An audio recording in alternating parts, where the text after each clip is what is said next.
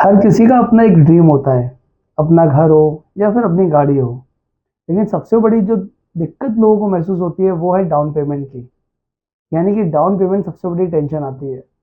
अब ऐसे में लोग करते क्या है, या तो पूरे तरीके से लोन के ऊपर डिपेंड हो जाते हैं, जो कहीं ना कहीं लाइफ लॉन्ग टर्म में उनके लिए इश्यूज पैदा करता है, क्योंकि ब्याज भी उन्हें उसी हिसाब से देनी है।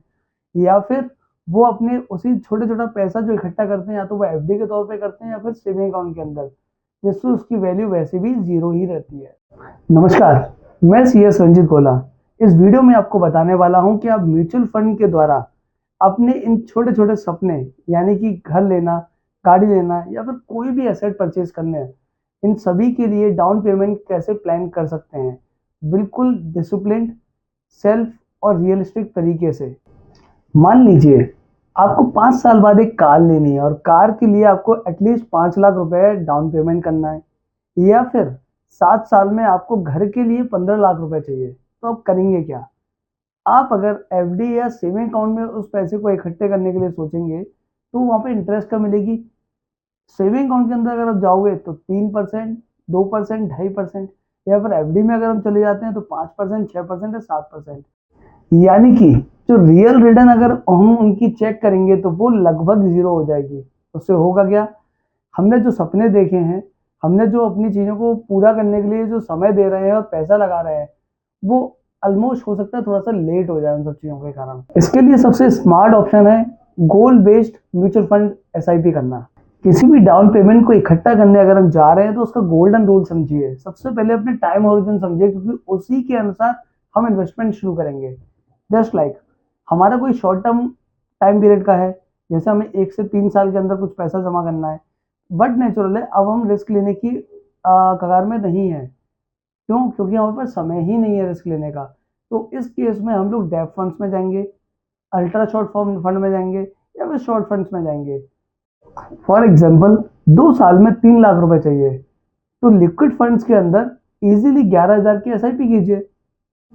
दूसरा होता है मीडियम टर्म गोल, यानी कि आपके पास 3 से 5 साल है पैसा इकट्ठा करने के लिए। तो हम लोग किस में जाना पसंद करेंगे? थोड़ा सा रिस्क ले सकते हैं इस केस में। तो हम हमारे लिए सबसे सूटेबल फंड्स होते हैं हाइब्रिड फंड या बैलेंस एडवांटेज फंड। सपोज कीजिए फॉर एग्जांपल हमें 5 सालों में 5 लाख रुपए इकट्ठा करना है, तो सबसे बेस्ट है हम हाइब्रिड फंड के अंदर 7,000 की SIP कर दीजिए। दूसरा होता है मीडियम टर्म गोल, यानी कि हमारे पास डाउन पेमेंट इकट्ठा करने के लिए 3 से 5 साल हैं। अब यहाँ क्या होता है, हम थोड़ा सा रिस्क ले सकते हैं, क्योंकि शॉर्ट ड्यूरेशन के दौरान तो हमारा मार्केट अगर ऊपर नीचे हो जाता तो शायद हमारा फंड भी जब हमें ज़रूरत होती तभी डाउन जाता। इसलिए वहां पे हम रिस्क बिल्कुल भी नहीं लेंगे। पर चूंकि हमारे पास जब 3 साल 5 साल हैं, तो हम थोड़ा सा रिस्क लेंगे यहाँ पे केवल। जनरली इस थोड़े से रिस्क के लिए सबसे उपयोगी जो फंड्स होते हैं वो होते हैं हाइब्रिड फंड, बैलेंस एडवांटेज। ये सबसे बेस्ट फंड होते हैं। जैसे कि एग्जांपल लेते हैं कि हमें 5 सालों में 5 लाख रुपए इकट्ठा करना है, छोटी गाड़ी के लिए या फिर किसी भी काम के लिए। तो हमारे लिए सबसे उपयोगी यहाँ पे जो रहेगा वो है हाइब्रिड। हम हाइब्रिड के अंदर 7,000 रुपए की SIP करेंगे और बड़े इजीली अपना गोल को अचीव कर लेंगे। और हमारा तीसरे तरह का गोल है, यानी कि लॉन्ग टर्म गोल, जहां हमारे पास एक अच्छा समय है पैसे को इकट्ठा करने का, लगभग 5 साल से ऊपर। 5 साल, 6 साल, 7 साल या 8 साल, जो भी हो सकता है। अब यहाँ पे हमारे पास रिस्क लेने का एक अच्छा समय है। बहुत अच्छा मैं नहीं कहूंगा, लेकिन एक अच्छा समय है हम जिसमें रिस्क ले सकते हैं। इसके लिए सबसे उपयोगी फंड्स आपके लिए कौन से रहेंगे? Flexi cap fund. इन फंड्स के अंदर बहुत ज्यादा रिस्क नहीं होगा, क्योंकि आपके पास समय भी है तो वो रिस्क मैनेज भी होता रहेगा। सपोज कीजिए आपने 8-10 सालों में या फिर 5 सालों में या 7 सालों में एक 15 लाख रुपए की रिक्वायरमेंट है, तो आप इजीली फ्लैक्सी कैप के अंदर एक 12,000 रुपए की SIP कर देंगे, और तो वो इजीली आपके फंड को अचीव कर लेगा। अब यहाँ कुछ लोग बोलेंगे कि हमारे पास तो बहुत समय है, 10 साल है, 12 साल है, 15 साल है, 20 साल है। तो उनके लिए सिंपल है कि उनका गोल जो है वो कोई एसेट परचेज करना नहीं है शायद। उनका गोल है वेल्थ बिल्डिंग करना। तो उस वेल्थ बिल्डिंग के लिए सबसे बेस्ट है कि आप स्मॉल कैप और मिड कैप में जाइए, वहां इन्वेस्टमेंट कीजिए, 15-20 साल अपने पैसे को छोड़ के देखिए, और फिर देखिए कमाल, एक्चुअल में आप वेल्थ बिल्डिंग कर पाएंगे। चलिए हम लौट के आते हैं अपने क्वेश्चन पे, यानी कि किसी भी तरीके से डाउन पेमेंट का इंतजाम कैसे करना है। सपोज करते हैं एक 28 साल की आईटी प्रोफेशनल है अनीता, जिसको आने वाले 7 सालों के अंदर करीब 20 लाख रुपए की ज़रूरत है, क्योंकि उसे अपने लिए 2 BHK फ्लैट लेना है। तो आइए अब देखते हैं इनकी कैलकुलेशन किस तरीके से होगी। अब वो कैसे आगे बढ़ेगी। स्टेप 1, सबसे पहले वो अपना बजट कैलकुलेट करेगी कि मेरा बजट क्या है, यानी कि मुझे 20 लाख रुपए चाहिए। स्टेप 2, अब वो देखेगी मेरे पास टाइम हॉरिजन कितना है, 7 साल का एक अच्छा समय है। उसके बाद उसी के अकॉर्डिंग वो एक फंड निकालेगी, यानी कि जैसे मैंने बताया फ्लैक्सी कैप इतने समय के लिए अच्छा फंड है। एक सबसे उपयोगी फ्लैक्सी कैप, सपोज करते हैं कि हमने पराग पारेख या फिर क्वांट का या फिर इन्वेस्को का कोई भी एक अच्छा फ्लैक्सी कैप ले लिया, उसमें इन्वेस्टमेंट करेगी, अपना एसआईपी चालू करेगी। एसआईपी कैलकुलेटर पे उसने कैलकुलेट करके ये भी जान लिया कि 18,000 रुपए पर मंथ उसके लिए एसआईपी में इन्वेस्ट करना इनफ है, जिससे उसका 20-22 लाख का एक कॉपस तैयार हो जाएगा। अब स्टेप 3, उसने एक अपना कॉपस तैयार होता हुआ जब उसे दिखने लगा, तो लास्ट के 1 से 2 साल के अंदर उसने अपना पोर्टफोलियो इक्विटी से उठाकर डेब्ट में शिफ्ट करना शुरू कर दिया। अब यहाँ लोगों को लगेगा डेब्ट में शिफ्ट करने का मतलब क्या हुआ। डेब्ट में शिफ्ट करने का मतलब ये होता है कि जब आपको लगता है कि आपका गोल अचीव हो रहा है या फिर होने वाला है और आप अपने टाइम पीरियड के बिल्कुल लास्ट स्टेज पे आने वाले हैं, तो अपने पैसे को सिक्योर कर लेना is the best thing in investment line, क्योंकि आपको समझना पड़ेगा आपकी पैसा कितना उपयोगी है। सपोज वही उसका 20 लाख 22 लाख हो गया है 6-6.5 सालों में या फिर 5.5 सालों में, तो उसके बाद उसको जितना रिक्वायरमेंट है ना, उतना पैसा वो डेब्ट फंड में शिफ्ट कर ले, जैसा उसने किया। उसका पैसा शिफ्ट हो गया, सेफ हो गया, उसका पैसा अलग रखा हुआ है। अब अगर मार्केट में कुछ उथल पुथल होती भी है तो उसका बहुत ज़्यादा इम्पैक्ट उसके कॉपस पे नहीं चलेगा या फिर नहीं पड़ेगा। क्यों? क्योंकि उसका रेडी हो चुका, उसने डेब्ट में कन्वर्ट कर लिया। ये सबसे अच्छा तरीका होता है अपने इकट्ठे किए हुए पैसे को मार्केट की वॉलेटिलिटी से बचाने का। अब हम बात करेंगे एसेट एलोकेशन और रिस्क की। यानी कि आजकल मैं जो देखता हूँ लोगों के अंदर म्यूचुअल फंड्स को लेके एक बढ़ावा तो आया है, लेकिन साथ के साथ उन्हें उनकी जागरूकता या फिर अवेयरनेस नहीं है कि हमें किस फंड को किस प्रकार चुनना चाहिए। इसी गलती के करते हुए लोग क्या करते हैं, सारा ही पैसा डे 1 से इक्विटी के अंदर डालना शुरू कर देते हैं, और जिस समय उन्हें जरूरत होती है उस समय या तो उनका पैसा बहुत डाउन होता है जिसे वो निकाल नहीं सकते, या फिर वो पैसा उनके हाथ में ही नहीं होता, केवल इसलिए क्योंकि वो गलत तरीके के फंड में डाल के चुके होते हैं। अब चूंकि कुछ चीजें ऐसी होती हैं जो टाली जा सकती हैं, बट अगर आपको घर का पेमेंट करना है, डाउन पेमेंट करना है जिसका आप एग्रीमेंट कर चुके हो, या फिर आपको गाड़ी लेनी है जो लेनी ही है, क्या उनको आप अवॉइड कर पाएंगे? नहीं।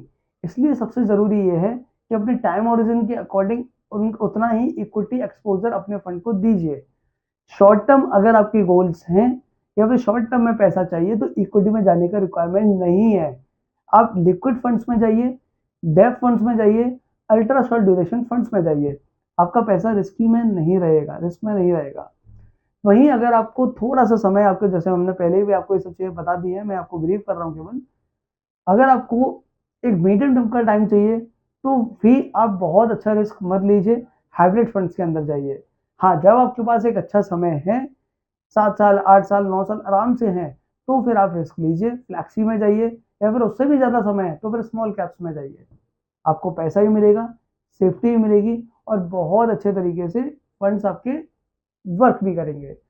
वहीं जब आप अपने गोल अचीव होने के लास्ट स्टेज में होते हैं तो कोशिश कीजिए छोटा छोटा करके अपने फंड्स को डेब्ट फंड्स में कन्वर्ट कर लीजिए, जिससे जब आपको उस पैसे की रिक्वायरमेंट आएगी उस समय आपका पैसा मार्केट की वॉलेटिलिटी से बाहर आ चुका होगा। अब आते हैं हम अगले चैप्टर पे, यानी कि कुछ टिप्स आपको बताते हैं जिससे आप स्मार्ट तरीके से अपने फंड को बना पाओगे डाउन पेमेंट के लिए। सबसे पहला, अपने डाउन पेमेंट को कहीं पर लिखिए और उसकी रिवर्स एसआईपी कैलकुलेट कीजिए।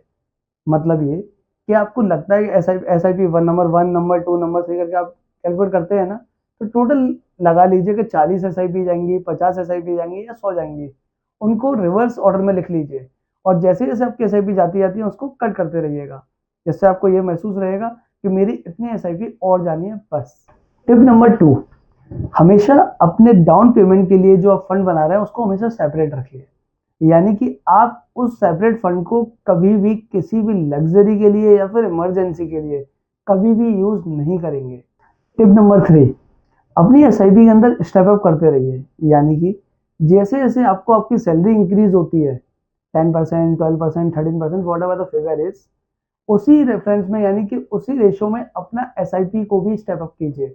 10% अगर सैलरी इंक्रीज हो रही है, 10% एसआईपी इंक्रीज कीजिए, उससे आपका फंड और तेजी से आपका बनना शुरू हो जाएगा। एक और चीज, अगर आपका गोल जो है वो शॉर्ट टर्म का है ना, तो कभी भी लमसम डालने की कोशिश मत कीजिएगा मार्केट के अंदर, क्योंकि शॉर्ट टर्म के लिए लमसम एक बैड आइडिया हो सकता है, क्योंकि मार्केट वोलेटिलिटी के हिसाब से हो सकता है वो डाउन भी चला जाए, माइट भी ये भी चांसेस है कि वो ऊपर जा सकता है, बट चूंकि हमें सेफर साइड पे रहना है इसलिए हम वो रिस्क नहीं लेंगे। सबसे लास्ट टिप, डिसिप्लिन मेंटेन करना है, यानी कि फेस्टिवल हो, त्योहार हो, कुछ भी चल रहा हो, हम एसआईपी से टच नहीं करेंगे। सिंपल और सोबर।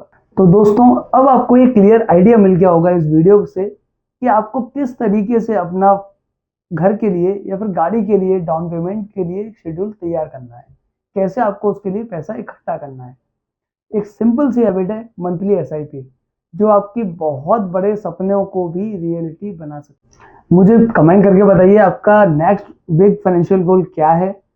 आप घर ले चुके हैं, गाड़ी ले चुके हैं, या फिर प्लान कर रहे हैं, या फिर इसी तरीके से जैसे मैंने आपको बताया आप अपना भी फॉलो करते हैं या फिर कर रहे हैं या करने का प्लान कर रहे हैं। जैसा भी हो, इस वीडियो के अंदर अगर कुछ नया लगा है तो इस वीडियो को लाइक करें, चैनल को सब्सक्राइब करें, जिससे हम आगे भी आपको बहुत अच्छी अच्छी नॉलेज देते रहें।